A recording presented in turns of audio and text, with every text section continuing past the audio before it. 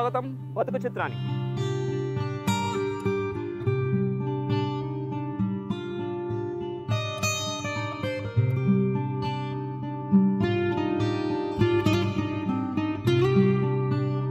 యాలాల్ చేనేత కార్మికులు మొదట్లో బాగా రాణించారు.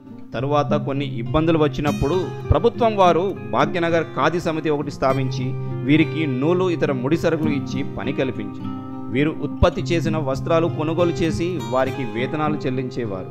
కానీ కొంతకాలానికి ఆ ఖాదీ సమితి కూడా మూతపడింది. దాన్ని పట్టించుకున్న నాదుడే లేరని గ్రామస్తులు వాపోతున్నారు. ఎక్కడో దూరాన కోసుకి మాబునార్ ఏరియాలు ఉంటే తీసుకొని వచ్చి ఇక్కడ అనేది మా నేష కార్మికులకు పని కలుగుతుందని చేయించినాం. అది 20 ఏళ్ళు నడిచింది సార్. 20 ఏళ్ళు అయిపోయినాక మళ్ళీ ఇది మూతపడ్డది. అయితే మాతో ఉన్న ఆడపిల్లలకు ఖాదీ చెరకలు ఉంటుండే, ఆడపిల్లలకు పని కలుగుతుండే. అదే దారం తీసుకుపోయి మొగ్గాల మీద బట్ట నేస్తుంది. బట్ట నేసి అట్లా పొట్ట గడుపుకుంటాం. 20 ఏళ్ళు నడిచింది సార్. 11 ఏళ్ళు అవుతున్నాయి ఇప్పుడు. అది బంద్ సుమారు 11 ఏళ్ళు అవుతున్నాయి.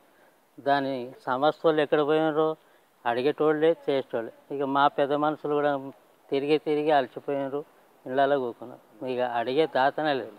కానీ ప్రతి ఒక్క ఉద్యమంలో మా చేనేత కార్మికులు, తెలంగాణ ఉద్యమంలో మా చేనేత కార్మికులే ముందున్నారు.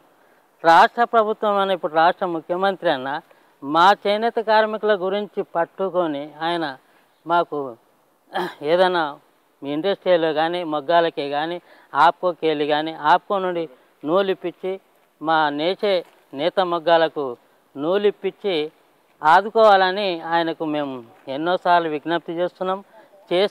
ఇప్పటికి కూడా ఆయన రాష్ట్ర ముఖ్యమంత్రి ఉన్నారు కేసీఆర్ గారు. మరి ఆప్కో వాళ్లకు ఇది చేసి మా వాళ్లకు ఈ సాయం చేస్తారని మేము అనుకుంటున్నాం. చాలామంది ఇక్కడికి వెళ్ళి వలసపోయిన సార్ పని లేక. చేసేది మొత్తం చేనేత కార్మికులు. అదే వృత్తి. బట్ట నేదామంటే నూలు లేదు. మరి దాన్ని సరైన ఏ రీతిలో చేపిస్తామంటే ఎవరు లేరు కూడా. పైసలు కావాలి, డబ్బులు కావాలి, ఆ నూలు కొనుక్కు రావాలంటే, కలర్లు ఇప్పించాలంటే అవన్నీ ముడి సరుకులు, ముడికి సామాను ఉంటేనే మాకు కూకున్నతి చేసే పనులు. పెట్టుబడి లేక మొత్తం డ్యామేజ్ అయిపోయింది సార్ ఇక్కడ. అయితే ఎవరు ఇప్పుడు అడిగేటోళ్ళు మంచి కళాకారులు ఉన్నారు, అందరు ఉన్నారు, కానీ ఎవరు పట్టించుకునే నాదులు లేవు. భాగ్యనగర్ ఖాదీ సమితిలో లబ్ధి పొందిన రోజుల్లో ఇక్కడ చేనేత కార్మికులకు పిఎఫ్ కట్ అయ్యేది. వాటికి సంబంధించిన పాస్బుక్లు ఇప్పటికీ ఉన్నాయి. సమితి కార్యకలాపాలు నిలిచిపోయిన తర్వాత వారికి రావాల్సిన పిఎఫ్ నిలిచిపోయిందని అంటారు స్థానికులు. పిఎఫ్ కోసం ఎదురు చూస్తూ చనిపోయిన వారు కూడా ఉన్నారు. ఖాదీ సమితిలో మీ ఫాదర్ కూడా ఇలా కొన్ని అప్పుడు పిఎఫ్ దీని కింద చాలా డబ్బులు కూడా కట్ అయ్యాయి అన్నారు. సో అసలు ఏం జరిగింది? మీ ఫాదర్ ఇప్పుడు ఉన్నారా ఏంటి? మా ఫాదర్ ఇప్పుడు ఎక్స్పైర్డ్ అయింది సార్. 83 నుంచి ఏమో మా ఫాదర్ నేసేవాడు సార్. ఇక్కడ మా మమ్మీ మా ఫాదర్ వాళ్ళు మొత్తం మా కులవృత్తి చేనేతనే.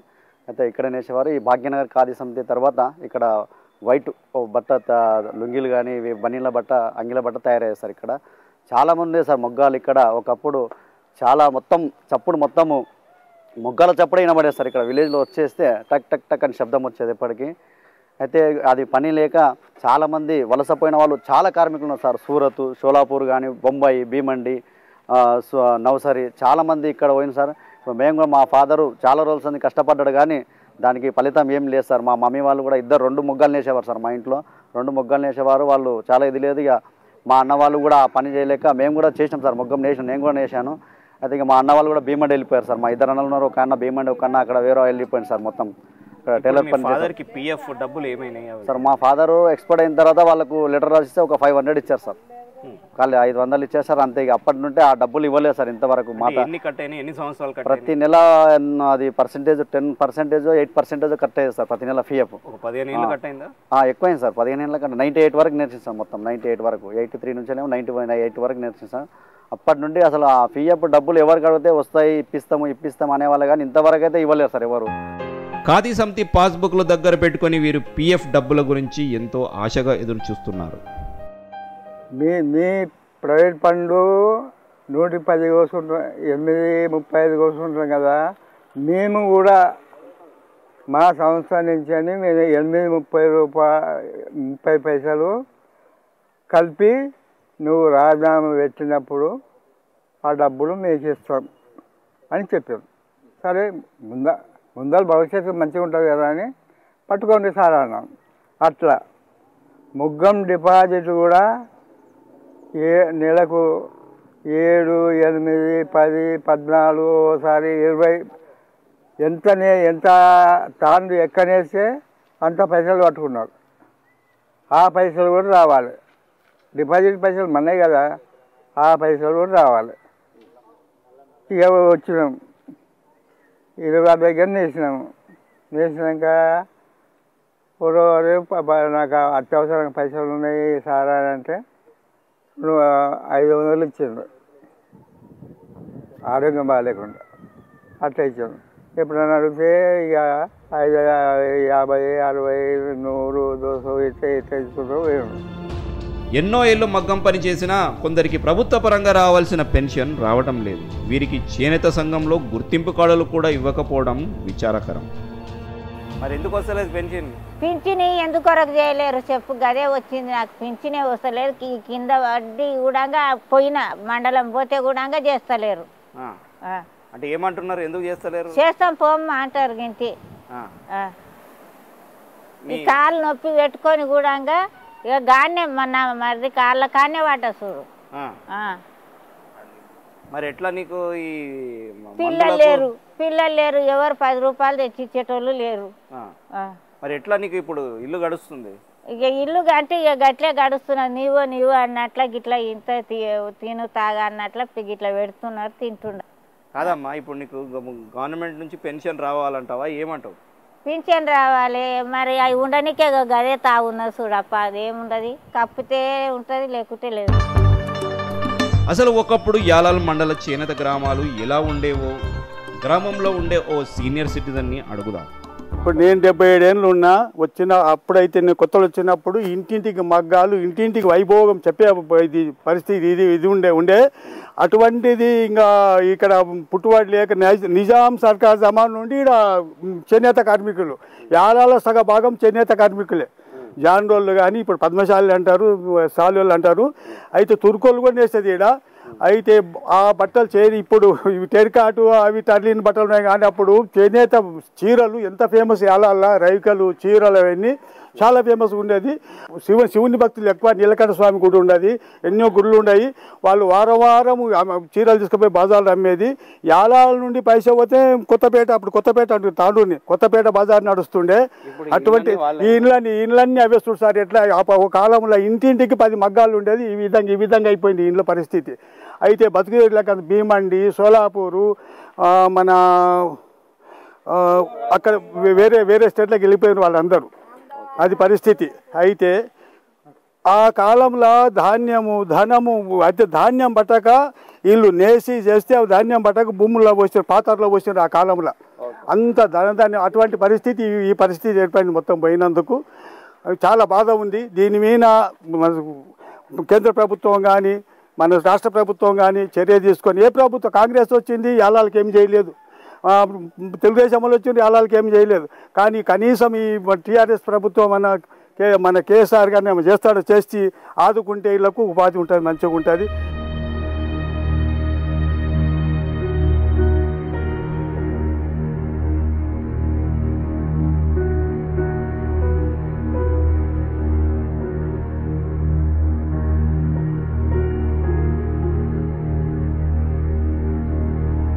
అంతేకాదు గతంలో యాలాల్ మండల కేంద్రంలో చేనేత గ్రామాల్లో గుప్తనిధి ఉందని తవ్వకాలు కూడా జరిగాయని అంటారు గ్రామస్తులు. ఇక్కడ డబ్బున్నటువంటి వ్యక్తులు ఉన్నారు కాబట్టి గుప్త నిధులు కూడా దొరుకుతాయనే ఉద్దేశంతో విలేజ్ లోపల గుప్త నిధులు దోవడం జరిగింది. అప్పుడు ఊరోళ్ళంతా కలిసి పట్టియడము జరుగుతుంది, కేసులు కూడా పెట్టడం జరిగింది సార్. ఇక్కడ శివాలయాలు, తర్వాత చాలా పురాతనమైనటువంటి ఊరు కాబట్టి ఇక్కడ ఏమన్నా దొరుకుతుంది, సేట్లు ఉన్నారు, బంగారము అప్పుడు ఇక్కడ పెట్టుకోవడానికి లేదనే ఉద్దేశంతో గుప్త నిధుల గురించి ఆశపడి ఈరోజు దూవి పట్టుబడడం జరిగింది. ఎన్ని ఇబ్బందులు వచ్చినా తమ కులవృత్తిని కొనసాగించేవారు యాలాల్ మండల కేంద్రంలో 4 ఉన్నారు. అందులో ప్రభాకర్ కుటుంబం ఒకటి. ఎన్నో ఆధునిక మగ్గాలతో కూడా పనిచేసిన ఆయన నష్టపోయి ఇప్పుడు సంప్రదాయ పద్ధతిలో చేనేత వృత్తిని కొనసాగిస్తున్నారు. స్థానిక లీడర్లు ఎవరు కూడా సహాయపడకపోవడం విచారకరమని అంటారు. మన తప్ప వేరే కుటుంబాలను తప్ప మన ఎటువంటిది కూడా ఏది పట్టించుకోవడం లేదు. అయితే ఉల్లు కట్టుతున్న వాస్తవము, రోడ్లు వేస్తున్న వాస్తవము. రోడ్లు వేసేది రాజకీయ నాయకుల కోసమే. మాకు డబ్బులు ఇచ్చి కళ్ళు దాపి, పబ్లిక్ కళ్ళు దాపి ఓట్లు వేసుకుంటున్నారు. ఒక్కరు కూడా వచ్చి కూడా మధ్యాహ్నం వచ్చి మీ చేనేతకు ఇట్లా ఉంది కదా అని కూడా ఎవరు పట్టించుకోవడం లేదు. అయితే చేనేత పద్మశాల ఒకటి అంటే జానకులం ఒకటి, తోట ఒకటి, నీళ్ళు ఒకటి, ఈ అదర్స్ మళ్ళా కురువలు దీనిలో ఉన్నారు, ముస్లిమ్స్ మైనారిటీస్ వాళ్ళు దీనిలో ఉన్నారు. కాకపోతే మాత్రం ఎవరికి కూడా అందుబాటులో వల్ల ఏ చిన్న కంపెనీ పెడితే కూడా ఒక చిన్న అబ్బాయి కూడా 15 ఏళ్ళ పిల్లాడు కూడా బతకగలుగుతాడు అనమాట. 15 ఏళ్ళ పిల్లాడు ఒక 5 మందికి పోషించగలిగే శక్తి దీని లోపల ఉన్నదన్నమాట.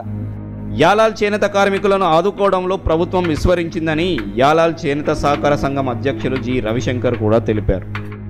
మన జిల్లా చేనేత సహకార సంఘం యొక్క ఏడీ గారిని కలిస్తే ఇప్పటి వరకు ఈ సంఘానికి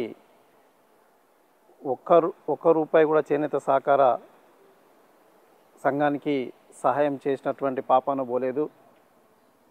అయితే ఈ యాలాల్ సహకార సంఘము కొన్ని సంవత్సరాల రంగారెడ్డి డిస్టిక్లోనే కానీ పురాతనమైనటువంటి సహకార సంఘం ఉంది.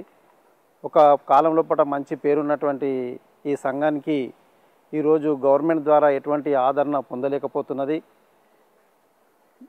మేము ఈ సహకార సంఘాన్ని నడిపించుకుంటాం, ఇక్కడ చేనేత కార్మికులు ఉన్నారు, వాళ్ళకు ఉపాధి కల్పిస్తామనేసి గవర్నమెంట్ దగ్గర తీసుకెళ్తే వాళ్ళు మీ సంఘం దగ్గర లేకుంటే మీ సొంత ప్రాపర్టీ ఏమైనా పెట్టితేనే కానీ మేము బ్యాంకు లోన్ కానీ మీకు సహకారం చేయగలుగుతాం.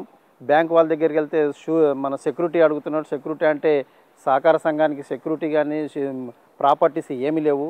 మన సొంతం షూరిటీస్ పెట్టేసి లోన్ తీసుకొచ్చి నడిపించవలసిన పరిస్థితి ఈరోజు ఈ సంఘానికి ఉన్నది. కాబట్టి ఈరోజు ఈ సంఘం గవర్నమెంటు చేతులు ఎత్తేస్తున్నందు కారణం వలన సంఘం వివిధ దినదినానికి ఇంకా కృషించిపోయి ఈరోజు చేనేత కార్మికుల దుస్థితి ఈనాడు ఈ విధంగా ఉన్నది. యాలాల్ చేనేత గ్రామాలకు పూర్వవైభవం తీసుకురావాల్సిన బాధ్యత ప్రభుత్వానిదే అంటారు యాలాల్ మాజీ జడ్పీటీసీ శ్రీద్రాల శ్రీనివాస్. మరి అందరికీ ఆదర్శంగా నిలిచినటువంటి ఈ గ్రామం లోపల రాను రాను మరి ఈ యొక్క చేనేత వృత్తి, చేతి వృత్తి పనులను మరి చితికిపోయి చేనేత బతుకులు మరి చింద్రమైపోయి ఈరోజు ఏదైతే అధునాతనమైన పరికరాలు రావడం వల్ల చేనేత కార్మికులకు ఉపాధి లేక పక్కలో ఉన్నటువంటి బాంబే కానివ్వండి, భీమండి కానివ్వండి, షోలాపూర్, సూరత్, నవసాగర్, గుజరాత్కు వెళ్ళి మరి ఇక్కడ నుండి చాలామంది వలస వెళ్ళినటువంటి పరిస్థితి వచ్చింది. ఎందుకు వెళ్ళినారు వాళ్ళంటే వాస్తవంగా వాళ్ళకి ఇక్కడ ఉపాధి లేనందువల్లనే మరి వారు ఊరిని వదిలి వెళ్ళిపోవడం జరిగింది. గతంలో కూడా మేము ప్రభుత్వాల దృష్టికి ఎన్నోసార్లు తీసుకుపోయినాం. ఎందుకంటే ఇక్కడ చేనేత కార్మికులకు ఉపాధి లేదు, మరి వాళ్ళకు ఒక చిన్న కుటీర పరిశ్రమ లాంటిది ఒక పరిశ్రమ ఏర్పాటు చేసినట్లయితే మరి వారికి ఒక బతుకు అనేది ఉంటుంది. కాబట్టి అలాంటిది ఏర్పాటు చేయాలని ఎన్నోసార్లు కూడా అడగడం జరిగింది. ఇక్కడ చేనేత సహకార సంఘం ఉంది. చేనేత సహకార సంఘం ఉన్నా కూడా మరి దాన్ని లేని దానిలోకే ఉంది. ఎందుకంటే అక్కడ ఉన్నటువంటి లోనింగ్ కానీ ఎలాంటిది మరి ఒక చేనేత కార్మికులకు రావడం లేదు. ప్రభుత్వం నుండి రావాల్సిన బెనిఫిట్స్ ఏం రావట్లేదు. మరి ప్రభుత్వాలు మరి ప్రకటనలకే పరిమితమయ్యి ఇప్పటివరకు కూడా మరి వారికి ఎలాంటి ఉపాధి ఇవ్వలేకపోయింది. మేము కోరుకునేది ఒకటే, మరి ఈ యొక్క చేనేత కార్మికులకు ఉపాధి కల్పించాలి. వాళ్ళ సొంత కాళ్ళపై నిలబడి వాళ్ళు ఒక పని చేసుకునే విధంగా వాళ్ళకు మరి దారి చూపించాలని కూడా ఈ గవర్నమెంట్ని కోరడం జరుగుతున్నది.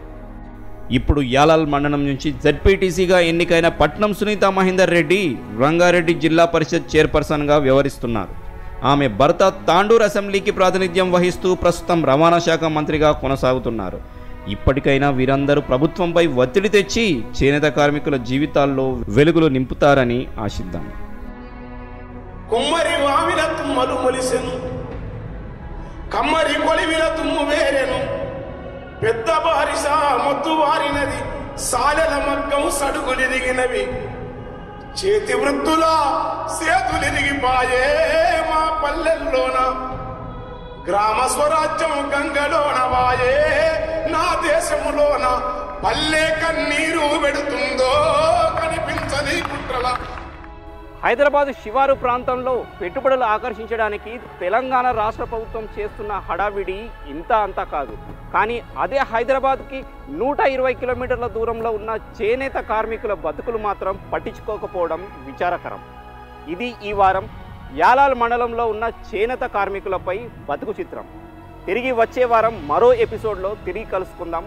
టిల్ దెన్ కీప్ వాచింగ్ సాక్షి టీవీ.